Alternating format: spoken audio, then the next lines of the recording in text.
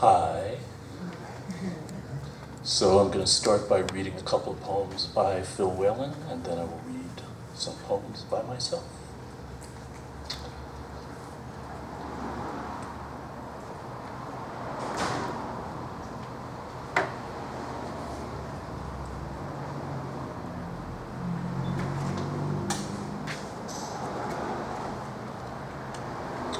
This is called Unfinished.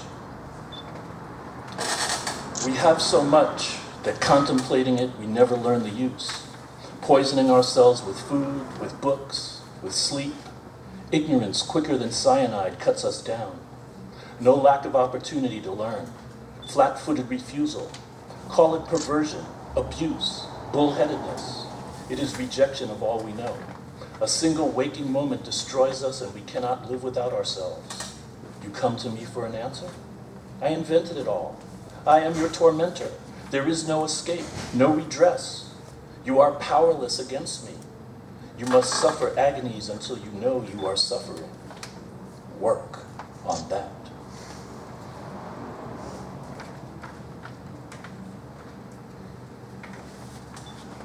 This is called, If You're So Smart, Why Ain't You Rich?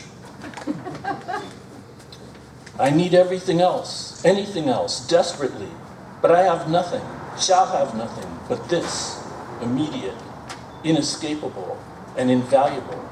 No one can afford this, being made here and now. And the last Phil Whalen poem, this is called Something Nice About Myself. Lots of people who no longer love each other keep on loving me. And I make myself rarely available.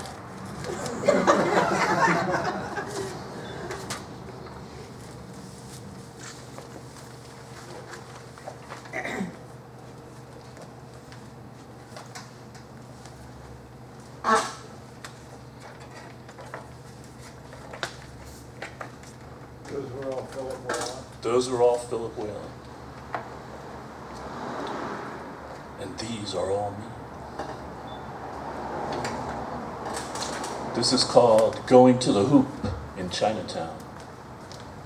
Around the corner from the unpaved parking lot, between tenement walls, surrounded by chain link and the constant roar of the Orange Line.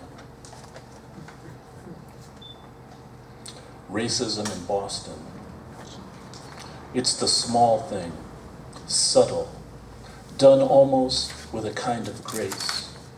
The old woman, for example, who slowly turned toward the fence as she passed me on the sidewalk.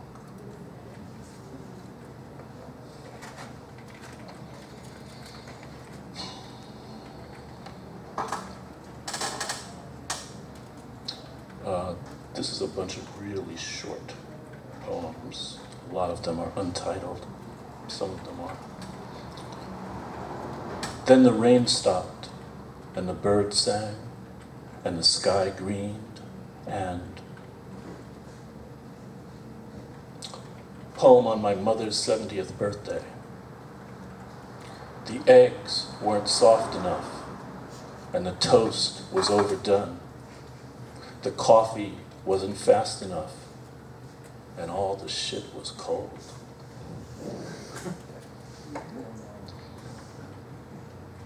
Full moon. The windows open. Your feet are cold.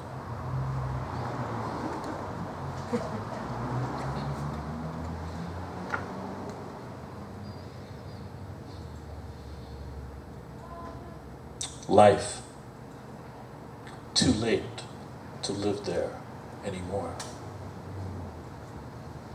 Popping the question, have you ever thought about? Don't you think you should? Did it ever occur to you that? How many times do I have to remind you of? Almost mid-August, and apples and grapes start climbing the fence.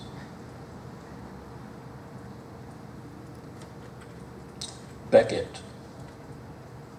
And then it isn't again.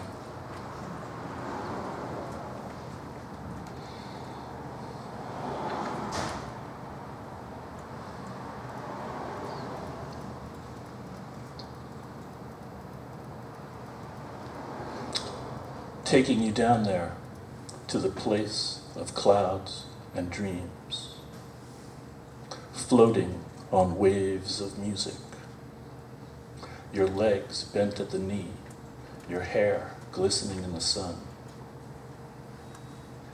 two broken arms raised in the wind. You'll find it behind the closed blue door, beside the gold wall, under the gargoyle.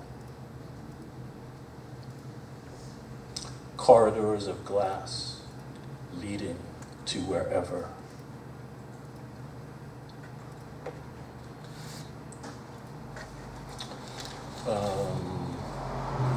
So I'm going to read 3 more poems. Or 4. This one is called Directions for a 5-part poem. 1. Make eye contact. 2. Get arrested for running while black. 3. Suffer severe spinal cord injury while in police custody. 4. Don't receive medical attention. 5. Die.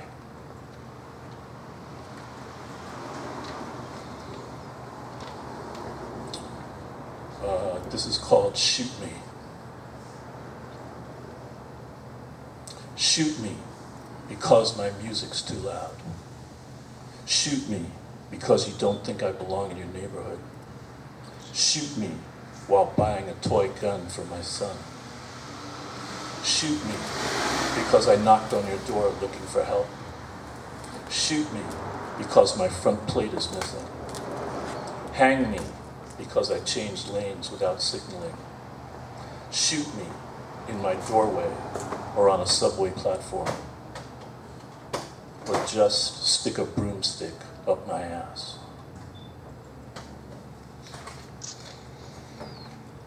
Last 2 poems are about music. First one is untitled and it's about Charlie Parker. And then Bird said, "Fuck you," to the aptly named Paul Whiteman, and gave the finger to Glenn Miller, the Dorseys, and even Benny Goodman for their disloyalty to royalty, ripping off the Duke and the Count. That motherfucker played so fast that gray boys didn't know what hit them, which was, after all, the point. Last one is called Miles Smiled. Miles turned his back on the audience, not because he was rude or didn't care, but so he could better hear his musicians. But when Kareem turned his back, the sky hook was coming, and there wasn't nothing you could do but smile. Thanks.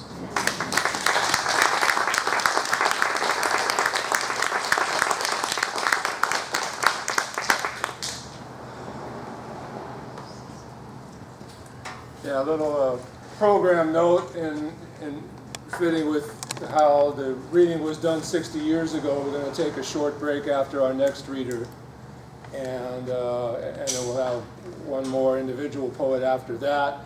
And we're just throwing in, because of the significance of the poem Howl, the 6 of us will do a kind of group reading of the first section of Howl as the last reader of the event. But right now we have sort of the man of the hour, Allen Ginsberg. People who know Ginsberg just think of him as this man. He's all over the place. He's been, performing, and this was apparently his first public reading. He had just finished part 1, and the other 2 parts were still being worked on, or I'm not sure exactly, whether they just came out later.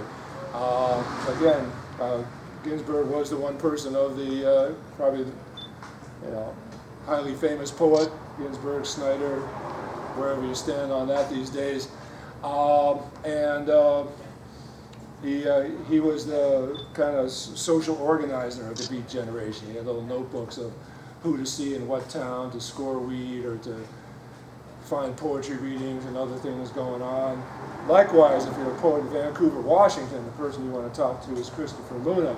I mean, he's the poet laureate there. So if there's any poetry happening in across the river in Amsterdam, it's Chris Luna. I don't know how Lewis got into this one. Maybe some constantly. Too many poets in the room tonight. But Christopher Luna runs a couple series, teaches in a couple places, and is a man, and studied with Allen Ginsberg at Naropa. So, Chris Luna.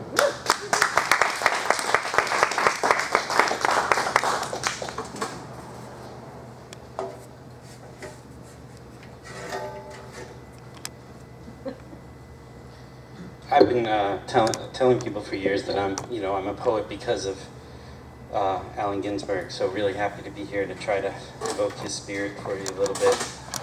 I'm not the only person that can say that, but I mean that's the thing too. And what Dan mentioned about the things that Allen did for other poets, I definitely am trying to bring that work forward into the things that I do. So I found a statement that was written by Allen and Gregory Corso about the reading, the Sixth Gallery reading in 1955. And this is just the first paragraph from that to kind of set the scene for what we're doing here tonight. In the fall of 1955, a group of 6 unknown poets in San Francisco, in a moment of drunken enthusiasm, decided to defy the system of academic poetry, official reviews, New York publishing machinery, national sobriety, and generally accepted standards to good taste, by giving a free reading of their poetry in a rundown, second-rate experimental art gallery in the Negro section of San Francisco. They sent out 100 postcards, put up signs in North Beach, Latin Quarter bars, bought a lot of wine to get the audience drunk, and invited the well-known Frisco anarchist resident poet Kenneth Rexroth as master of ceremonies. Their approach was purely amateur and goofy, but it should be noted that they represented a remarkable lineup of experience and character. It was an assemblage of really good poets who knew what they were writing and didn't care about anything else. They got drunk, the audience got drunk, all that was missing was the orgy. This was no ordinary poetry reading. Indeed, it resembled anything but a poetry reading. The reading was such a violent and beautiful expression of their revolutionary individuality, a quality bypassed in American poetry since the formulations of Whitman, conducted with such surprising abandon and delight by the poets themselves, and presenting such a high mass of beautiful, unanticipated poetry, that the audience, expecting some bohemian stupidity, was left stunned, and the poets were left with the realization that they were fated to make a permanent change in the literary firmament of the States. Yes. So I wanted to begin and end my piece of this with Ginsberg, and I want to dedicate this poem that I'm about to read to my friend and fellow poet Tiffany Burba-Schramm, who is also filming this for us so that we can, so that your friends on the East Coast can see it. Sunflower Sutra. I walked on the banks of the Tin Can Banana Dock and sat down under the huge shade of a Southern Pacific locomotive to look at the sunset over the Box House Hills and cry. Jack Kerouac sat beside me on a busted rusty iron pole. Companion, we thought the same thoughts of the soul, bleak and blue and sad-eyed, surrounded by the gnarled steel roots of trees of machinery. The oily water on the river mirrored the red sky. Sun sank on top of final Frisco peaks. No fish in that stream, no hermit in those mounts, just ourselves, rheumy-eyed and hungover like old bums on the riverbank, tired and wily. Look at the sunflower, he said. There was a dead gray shadow against the sky, big as a man, sitting dry on top of a pile of ancient sawdust. I rushed up enchanted. It was my first sunflower, memories of Blake, my visions, Harlem, and hells of the eastern rivers, bridges clanking Joe's greasy sandwiches, dead baby carriages, black treadless tires forgotten and unretreaded, the poem of the riverbank, condoms and pots, steel knives, nothing stainless, only the dank muck and the razor-sharp artifacts, passing into the past. And the gray sunflower poised against the sunset, crackly, bleak, and dusty with the smut and smog and smoke of olden locomotives in its eye. Corolla, a bleary spike, pushed down and broken like a battered crown, seeds fallen out of its face, soon to be toothless mouth of sunny air, sun rays obliterated on its hairy head like a dried white spiderweb. Leaves stuck out like arms out of the stem, gestures from the sawdust root, broke pieces of plaster fallen out of the black twigs, a dead fly in its ear. Unholy battered old thing you were, my sunflower, oh my soul, I loved you then. The grime was no man's grime, but death and human locomotives, all that dress of dust, that veil of darkened railroad skin, that smog of cheek, that eyelid of black misery, that sooty hand or phallus or protuberance of artificial worse than dirt, industrial, modern, all that civilization spotting your crazy golden crown. And those blear thoughts of death in dusty, loveless eyes and ends and withered roots below, in the home pile of sand and sawdust, rubber dollar bills, skin of machinery, the guts and innards of the weeping, coughing car, the empty, lonely tin cans with their rusty tongues alack. What more could I name? The smoked ashes of some cocked cigar, the cunts of wheelbarrows, and the milky breasts of cars, worn-out asses out of chairs and sphincters of dynamos, all these entangled in your mummied roots, and you there standing before me in the sunset, all your glory in your form. A perfect beauty of a sunflower, a perfect, excellent, lovely sunflower existence, a sweet natural eye to the new hit moon, woke up alive and excited, grasping in the sunset shadow, sunrise, golden monthly breeze. How many flies buzzed around you, innocent of your grime, while you cursed the heavens of the railroad and your flower soul? Poor dead flower, when did you forget you were a flower? When did you look at your skin and decide you were an impotent, dirty old locomotive? The ghost of a locomotive, the specter and shade of a once powerful, mad American locomotive? You were never no locomotive, sunflower. You were a sunflower. And you, locomotive, you are a locomotive, forget me not. So I grabbed up the skeleton thick sunflower and stuck it at my side like a scepter, and deliver my sermon to my soul, and Jack's soul too, and anyone who will listen. We're not our skin of grime. We're not our dread, bleak, dusty, imageless locomotive. We're all beautiful golden sunflowers inside. We're blessed by our own seed and golden, hairy, naked accomplishment bodies growing into mad, black, formal sunflowers in the sunset, spied on by our eyes under the shadow of the mad locomotive riverbank, sunset, Frisco, hilly, tin can evening, sit-down vision. Berkeley, 1955.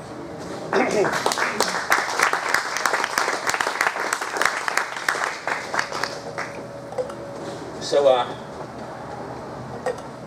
the first thing you have to do if you love Ginsberg is to make sure that you have something to say and that you're not just writing Ginsberg-esque poems. But I tried to pick out some things where I felt like there was an affinity, or where what I tell writers when I get to talk to them about it is we get permission from the poets that we really fall in love with to do certain things that we didn't think were allowed. And so I guess that's what I'd say. These are all poems that Ginsberg allowed me to write at some point. And this is a poem for poets, so I'm sure there are some out there. Whisper, speak, shout, yawp. Song or phrase followed by conjured images beyond mind, sometimes lost, grasp darkness, sometimes so bright spews automatic, like magic, not mechanical. Craft comes from practice, study. Creation occurs more mysteriously, with intention to express self, with complete candor, in an effort to express universal, in an effort to illuminate the obvious through extraordinary language, in order to surreptitiously facilitate eradication of self and reestablish our infinite interconnectedness. Sweet whisper of lover, secrets shared in sweat under covers or on the floor, or displayed before a room full of people eager to share in collective intimacy. Shouts of anger, sometimes just instinctual shortcuts expressing love when there is no time for explanation. Information conveyed through sound. The beat of the drum corresponds to the heart. Rattling chaos in the head bursts forth like words and images of steam, some more carefully constructed than others. Expression related to self-esteem, inside scared and quiet, or else overt and boisterous. When I learned to speak without fear, I began to live. Observe, record, remember, discuss, surrender to flow, surrender to void, open eyes, give away, listen carefully, take notes, experience all through chorus, through osmosis, through glorious, precocious curiosity. Enjoy yourself, enjoy others, suffer, laugh, and someday, when you have time, come home tired and write it all down. The struggle to be understood completely when I am not always sure of my own meaning or intention. The struggle when sometimes what we are conveying with our eyes is far more important. The struggle to find words for that which can't be expressed in words. Desire exchange, commingling of spirit. Oftentimes words fail us. Listen closely and you will hear the song of my intention, the continual cadence of contemplation's endless speculation. For a moment it is right here, then it slips through the fingers. Give voice to words, inflections of a song, language, music, voice the instrument, images float and fall on mind's staff. Bass, treble, octave, consonants, assonance, dissonance, translated into kaleidoscopic consciousness movies, trance-inducing spirit transforming daguerreotype, cosmic collage crystallized into brackage Dada 3D postcard, Bill Burroughs, Picasso, and Brock recontextualization, Ginsberg hydrogen jukebox, violent fragmentation, intent, radical reconfiguration, impulse to create, wallows in soaked bed sheets, impulse to destroy, exhausted, insatiable by her side, mix dangerous elements in a desperate attempt to give birth to beatific butterflies of love with a capital L, big smiles, no apologies. So, there's that. So then I wrote a book about film. I studied film, and it was a book in 24 parts. Each of the parts represented one of the frames in the 24 frames in the second film. So here's just one of those. I think it was number 8 that had some, the last line in particular is a reference to Ginsberg. And the book was called Sketches for a Paranoid Picture Book on Memory. Rape and barbarism received existed. Flame replaced by electric bulb.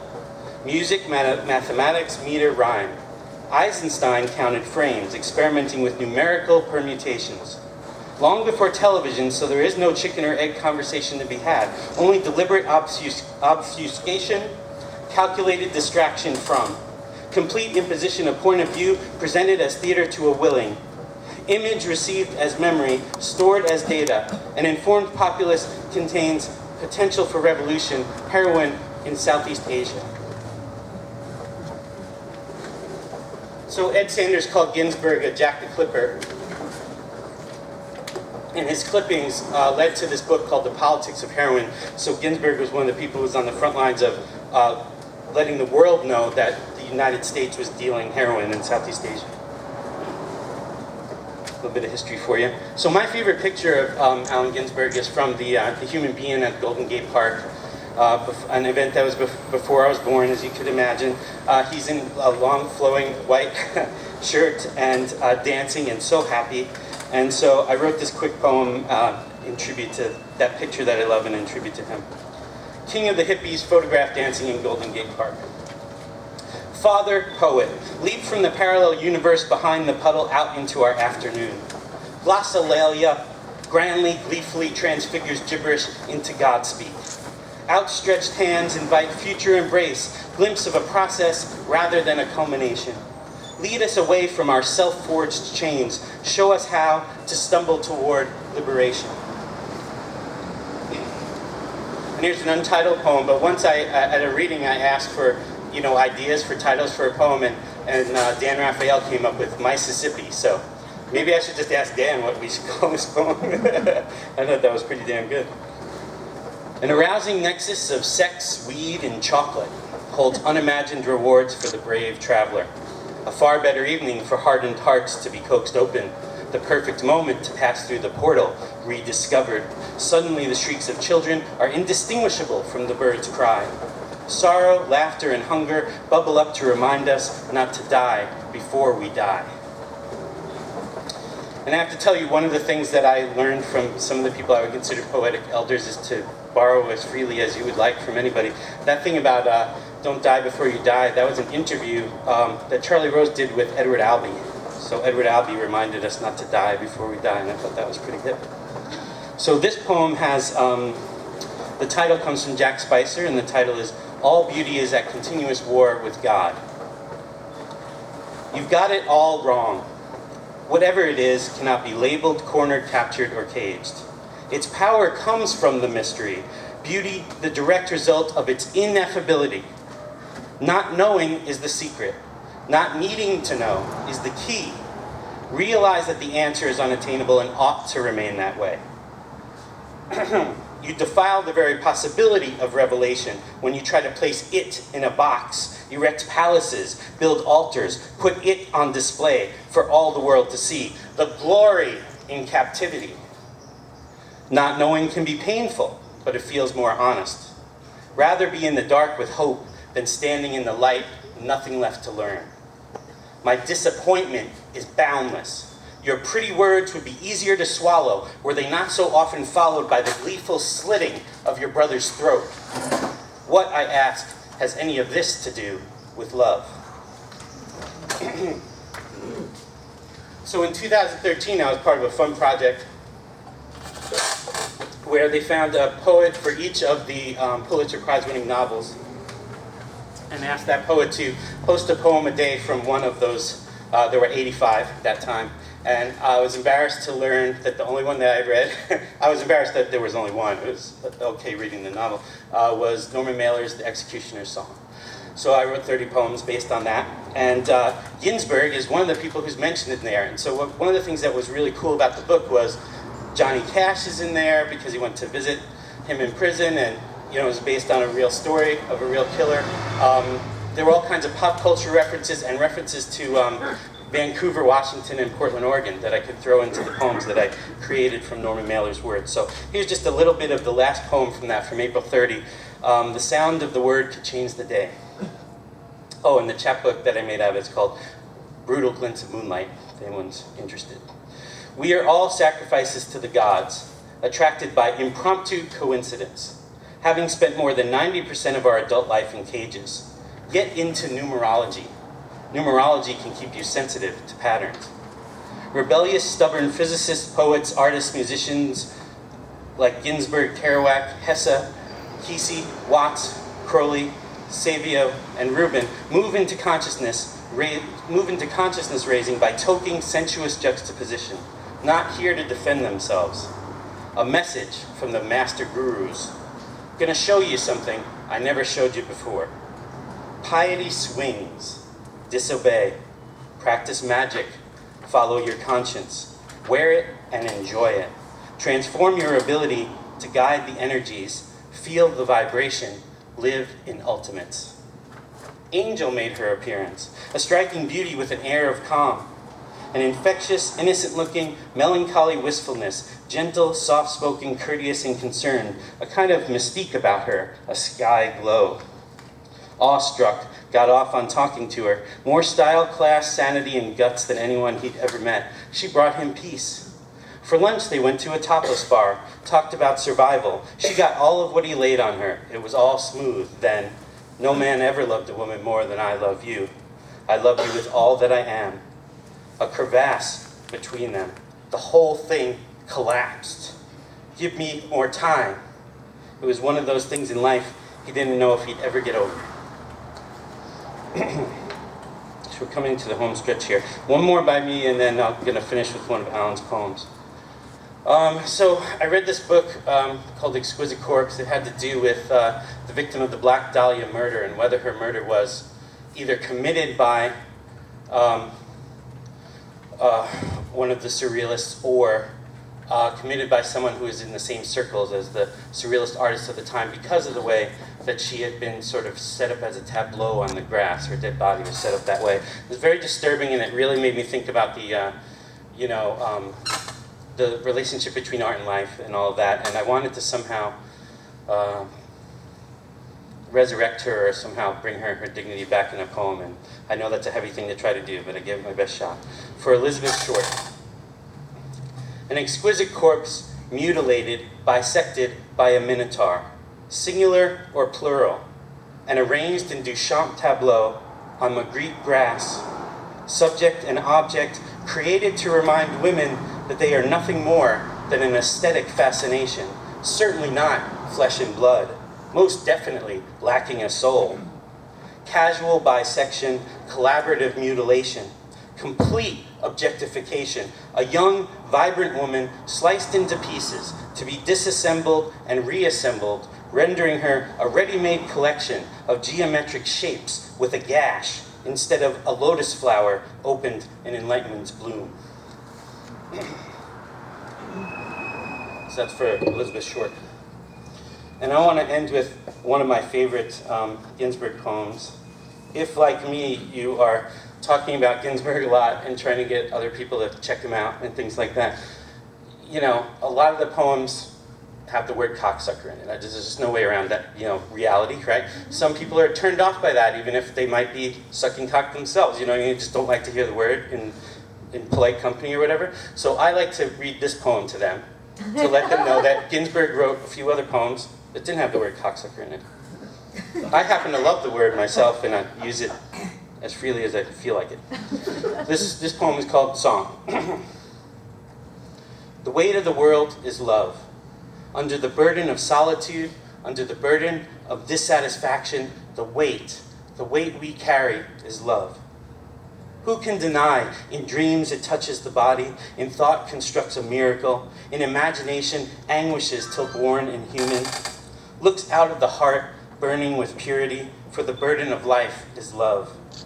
But we carry the weight wearily, and so must rest in the arms of love at last, must rest in the arms of love.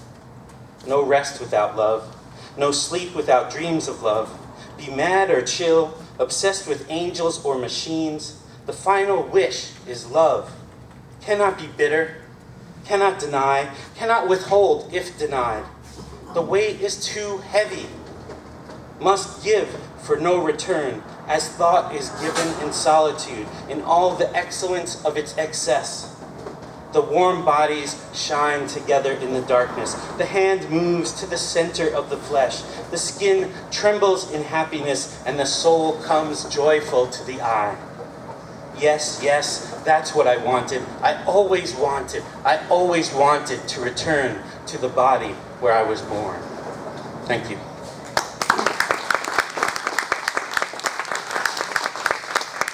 And let's say thank you to Dan and Raphael for putting this together. That's fucking great. Thank you all for coming, but don't leave. We're going to take a little break for people to stretch their legs or stretch their lungs. If you need the restroom, just follow the sign and kind of wend your way through the office.